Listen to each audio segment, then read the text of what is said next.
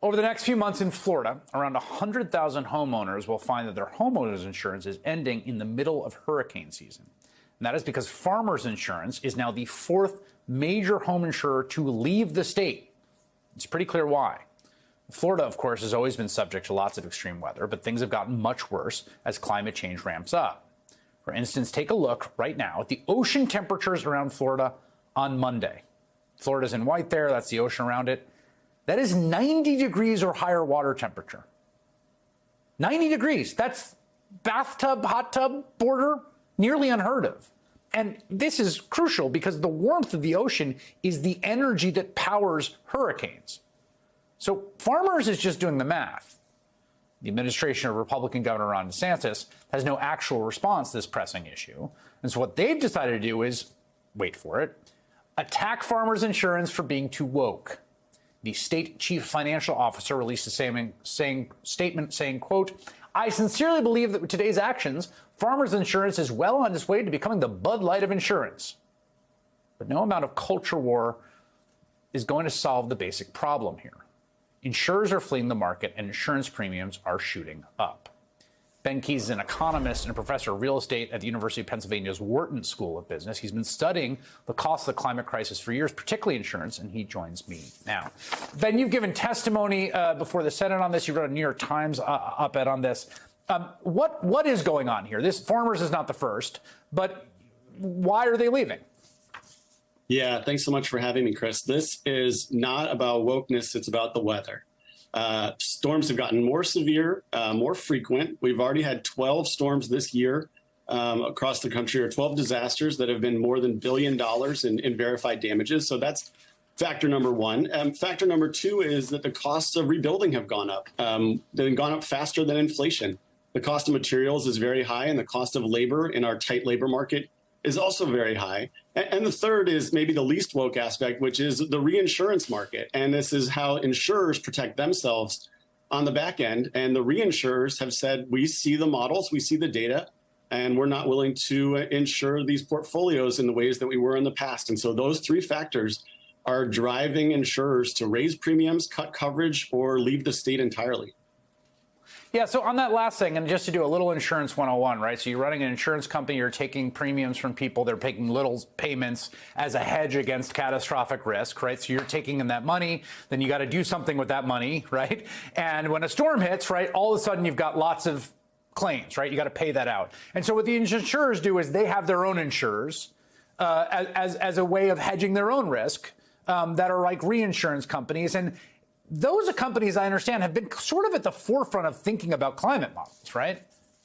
Yeah, they have a lot of money at stake. This is their business, is protecting themselves from these types of disasters and pooling risk and spreading it as widely as possible. And so when the alarms go off for the reinsurers, that's when they pass on the changing costs to the insurers, and the insurers then pass it on to the homeowners directly. You write that even with higher premiums, unpredictable losses are wreaking havoc on the bottom lines of insurers. 10 insurers have gone belly up in Florida in just the last 2 years. And here's the other thing that is notable to me. I was talking to someone who was in California and talking about the parts of California. It's one thing if your premiums go up, which is terrible. And I think the average the median in Florida is like $6,000 a year in home insurance. But it's a whole other thing if insurers just say, no, it's uninsurable. I mean, I think there are parts of California that are very exposed to wildfire risk where it's just like, it's not a question of what premium you could pay. It's just you can't find insurers. Yeah, and the absence of an insurance policy is deeply troubling for that community, because without an insurance policy, you're not going to be able to get a mortgage. Fannie Mae and Freddie Mac won't issue a mortgage unless you can attach an insurance policy to it.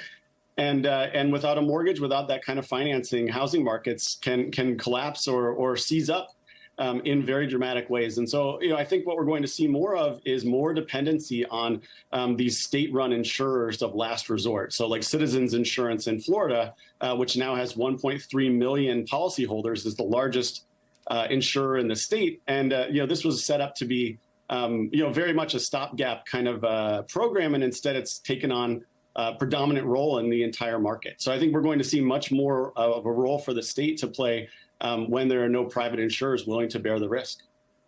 Well, this is where it's all headed, right? And this is, again, you got to be a little skeptical of the insurance companies. I can't quite always take them face value, right? I mean, they want to keep their premiums high and their claims low. And I think they're also, everyone's looking around for public subsidy, right? So what ends up going to be the case, right? The free market, up by your bootstraps, big bad government folks are going to have to, in all these places that are very weather exposed, Texas, Florida, and all throughout the Southeast particularly, are basically, it's going to fall to the government, which is the insurer of last resort, right?